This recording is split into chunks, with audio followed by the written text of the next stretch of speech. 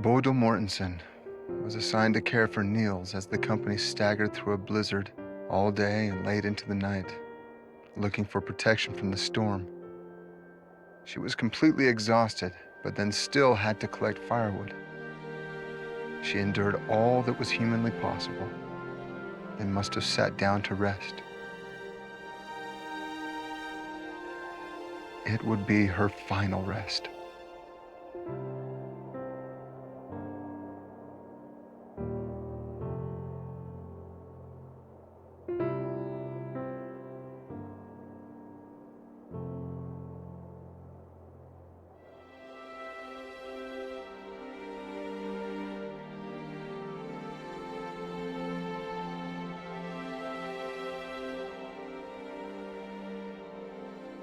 Jens Nielsen collapsed.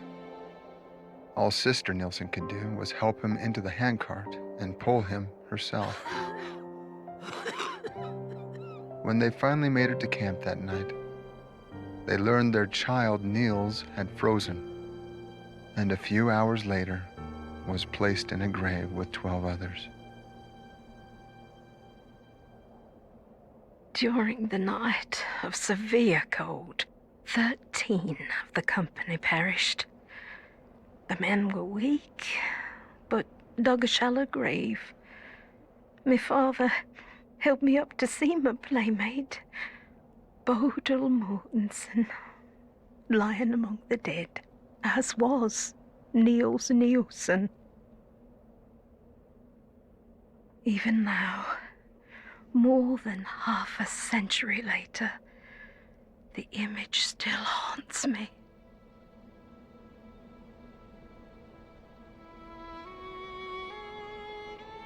In the progress of the journey, it was not difficult to tell who was soon to die.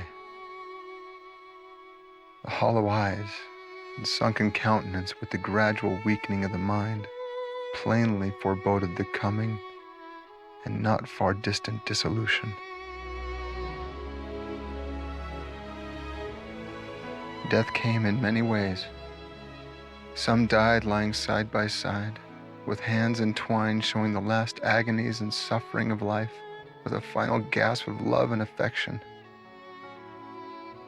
Some had just offered a fervent prayer, and their spirit taken flight while doing so. Some were singing hymns, others while eating crusts of bread. Some, like Albert, began the journey with so little of life's mercies. The fact that he survived for even 300 miles was a miracle. I always wanted a strong body. Now I'm going to get it. When you get to Zion, think of me. You know something, Albert? You are superb.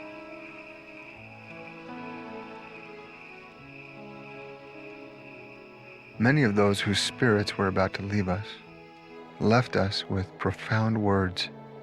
It will all be worth it if my posterity will keep the faith. Tell me, son, I died with me face towards Zion.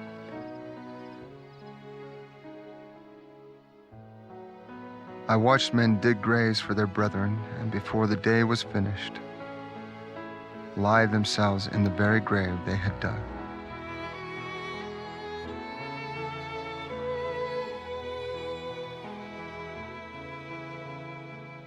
Savior, Redeemer of my soul, whose mighty hand hath made me whole,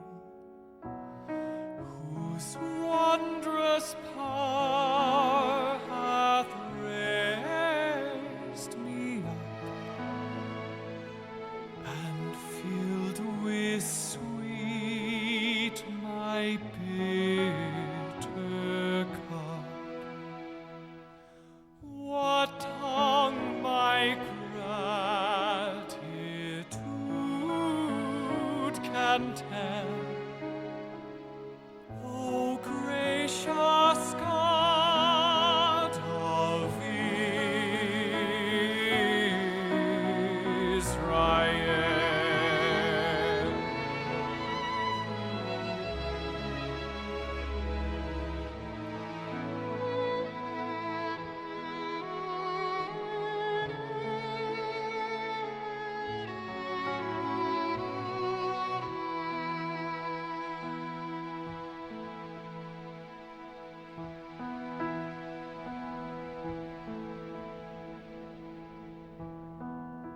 No person can describe it. It cannot be comprehended or understood by any human in this life, but only by those who were called to pass through it.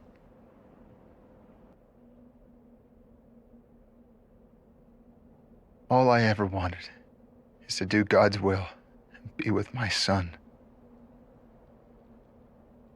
I have asked God for this over and over.